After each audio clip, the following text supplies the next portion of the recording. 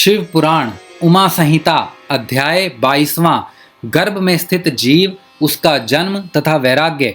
व्यास जी बोले, हे महर्षि, आपने हमारी बहुत सी जिज्ञासाओं को शांत किया है।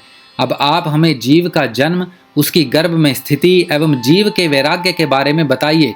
महामुनि व्यास के प्रश्न को सुनकर सनत कुमार जी बोले, हे मुने, हमारे शरीर की पुष्टि रस एवं मैल से हुई है। मैल 12 रूपों में शरीर से बाहर होता है।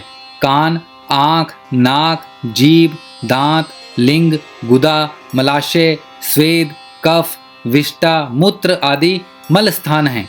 हमारा हृदय सभी नाड़ियों से जुड़ा हुआ है। इसी के द्वारा शरीर में रस पहुँचता है। यही रस आत्मा से परिपक्व होता है।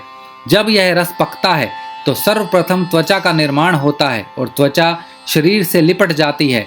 फिर खून बनता है। तत्पश्चात रोम, बाल, स्नायु, अस्थि, मज्जा पैदा होते हैं। ऋतु काल में स्त्रियों के शरीर में प्रवेश वीर्य शरीर का निर्माण करता है। 1 दिन में कलिल, 5 दिन में बबूला, 7 रात्रि में मांस पिंड बन जाता है। धीरे धीरे समय के साथ साथ जीव के अंग बनते जाते हैं। इस प्रकार जीव अपनी माता के गर्भ में बढ़ता है और उसका विकास होता है। अपनी माता द्वारा खाए गए भोजन के रस से ही उसे भी भोजन मिलता है। इस प्रकार अपनी माता के गर्भ में पलता हुआ जीव अपने बारे में विचार करता है। उसे सुख दुख की प्राप्ति भी अपने पूर्व जन्म के कर्मों के अनुसार होती है। उसे गर्भ में ज्ञान होता है कि मैं इस तरह जन्म मरण पाता रहता हूँ और प्रत्येक योनि में अनेकों दुखों को भोगता हूँ।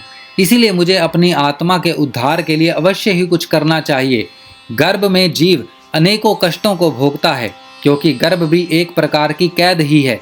जीवात्मा गर्भ में इस प्रकार पड़ी रहती है जैसे उस पर कोई पहाड़ रखा हो। इस प्रकार गर्भ में वह अनेकों कष्टों को भोगता है। गर्भ में अनेक दुख और यातनाएं झेलनी पड़ती हैं।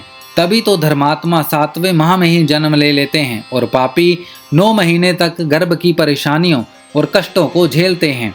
उमा संहिता अध्याय 22वां समाप्त।